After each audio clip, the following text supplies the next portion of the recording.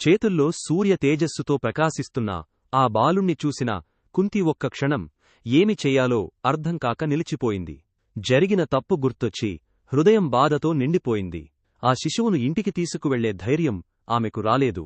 ఒక చేత్తో కన్నీళ్లను తుడుచుకుంది, మరొక చేత్తో బిడ్డను హృదయానికి హత్తుకుంది. ఆ తరువాత అక్కడే ఉన్న చిన్న బుట్టలో శిశువును మెల్లగా పడుకోబెట్టింది. తన బంగారు ఆభరణాలను కూడా అందులో ఉంచింది. యమునా నది ప్రవాహంలో ఆ బుట్టను వదిలిపెట్టి బిడ్డను కాపాడమని సూర్యభగవానుని వేడుకుంది. ప్రవాహంతో కొట్టుకుపోతున్న ఆ బుట్టను కన్నీళ్లు కారుస్తూ కొంత దూరం వరకు వెంబడించింది. అలసిపోయి నేలమీద కూర్చుని అది కనుమరుగయ్యేంతవరకు చూపు తిప్పలేదు.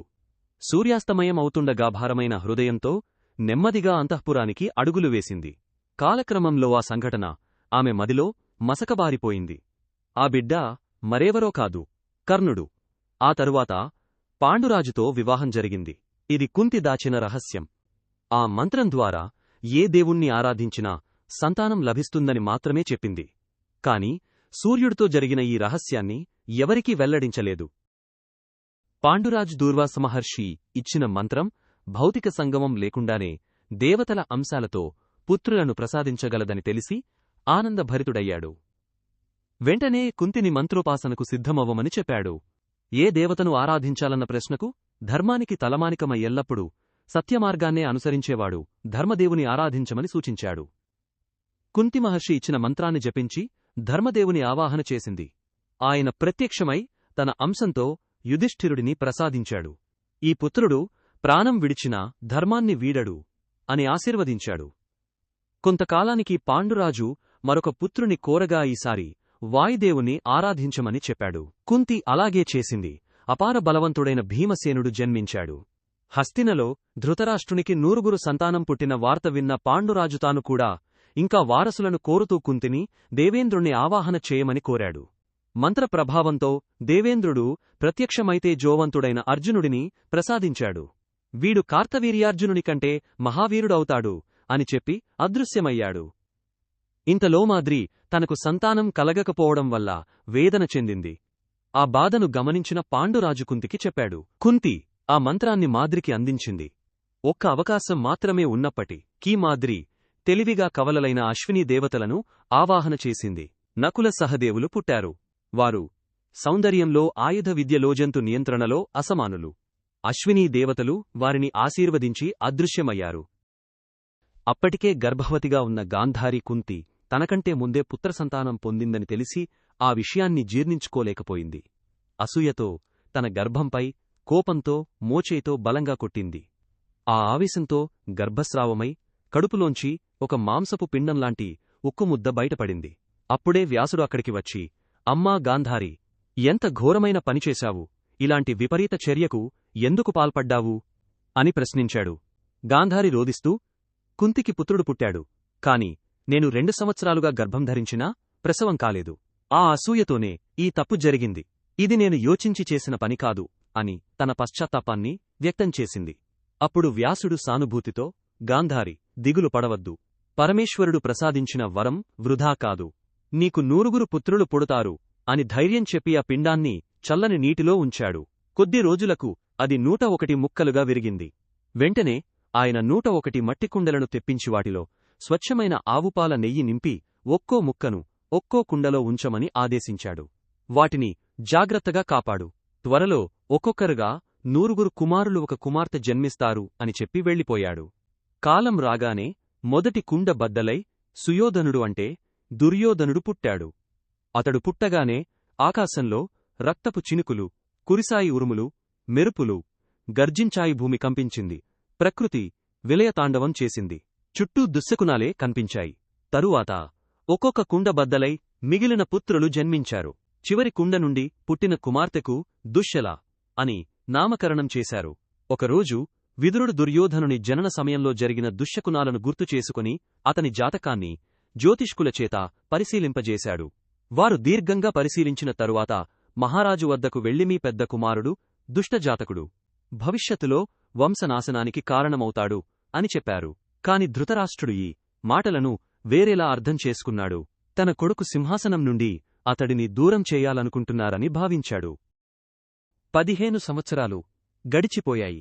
ధర్మరాజు భీముడు అర్జునుడు అక్కడి గిరిజనుల వద్ద తరతరాలుగా వస్తున్న విద్యలను నేర్చుకుంటూ పెరిగారు. నకుల సహదేవులు అమ్మల సంరక్షణలోనే ఆటపాటల్లో గడిపారు. ఒక ఉదయం తపస్సు కోసం నది తీరానికి వెళ్లిన పాండురాజు అప్పుడే స్నానం ముగించుకుని వస్తున్న మాద్రిని చూశాడు. 15 సంవత్సరాలుగా బ్రహ్మచర్యాన్ని పాటిస్తున్న పాండురాజు ఆమె తడిసిన వస్త్రాలతో దర్శనమిచ్చిన ఆ రూపాన్ని చూసి ఆ క్షణంలో నిగ్రహాన్ని కోల్పోయాడు. స్వామీ, మీకు శాపముంది. స్త్రీతో శారీరకంగా కలిసిన రోజే మీ ప్రాణాలు పోతాయి. ఈ విషయాన్ని మరిచారా అని మాద్రి జ్ఞాపకం చేసింది. కాని పాండురాజు తన ఆత్మ నిగ్రహాన్ని విడిచిపెట్టి ఆమెపై బలవంతం చేశాడు. మాద్రి ఎంత ప్రయత్నించినా అతన్ని ఆపలేకపోయింది. సాయంత్రమైంది. కుంతిపిల్లలతో ఇంటికి వెళ్లేసరికి ప్రాణాంతక స్థితిలో పాండురాజు పక్కనే ఏడుస్తున్న మాద్రి కనిపించారు. ఏం జరిగిందో కుంతికి వెంటనే అర్థమైంది.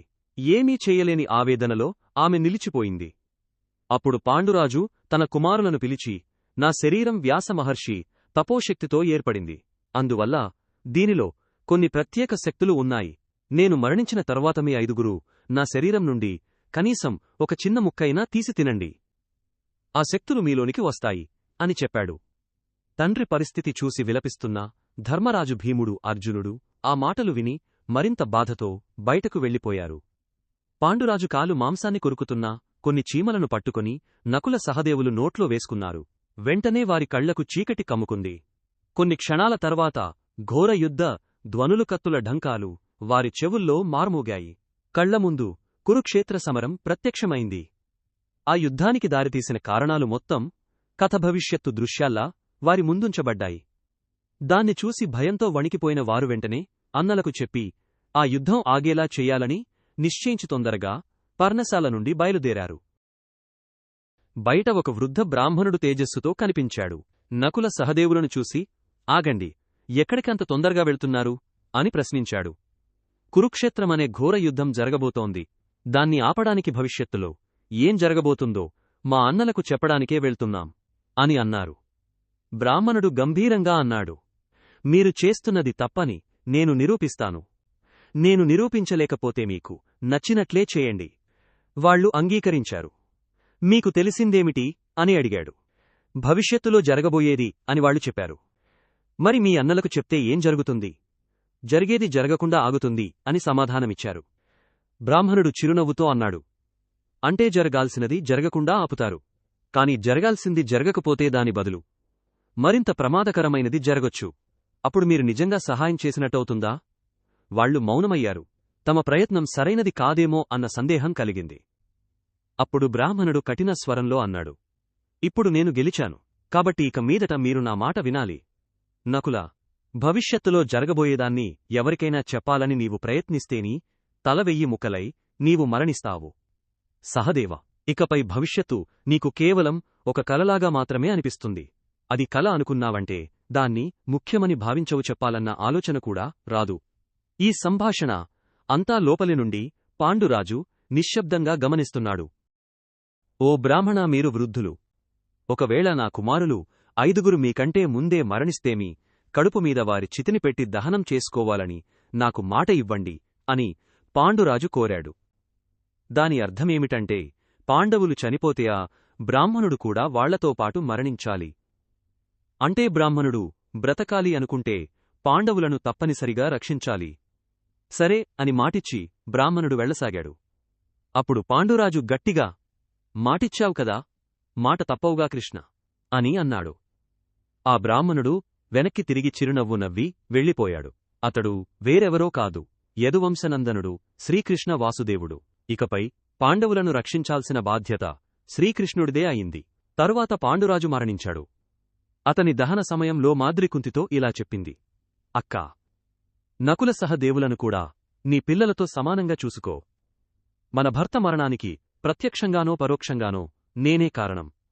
నాకు ఇక బ్రతికే హక్కు లేదు అని చెప్పి పాండురాజు కోసం ఏర్పాటు చేసిన చితిలోకి దూకి తన భర్తతో పాటు ప్రాణాలు విడిచింది. ఇకపై పాండవులకు కుంతియే అన్నీ అయింది. భర్త జ్ఞాపకాలతో ఆమె హృదయం ప్రతిరోజూ బాధతో నిండిపోయేది.